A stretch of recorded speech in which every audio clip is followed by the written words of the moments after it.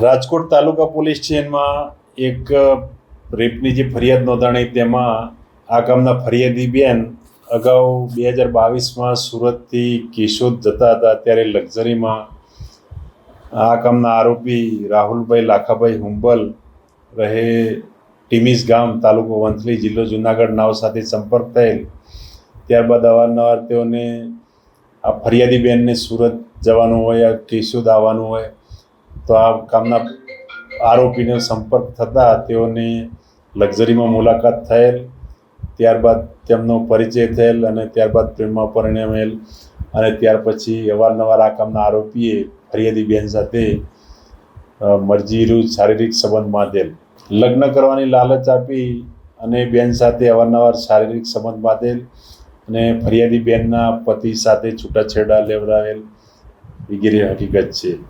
આરોપીની ધરપકડ થઈ ગઈ.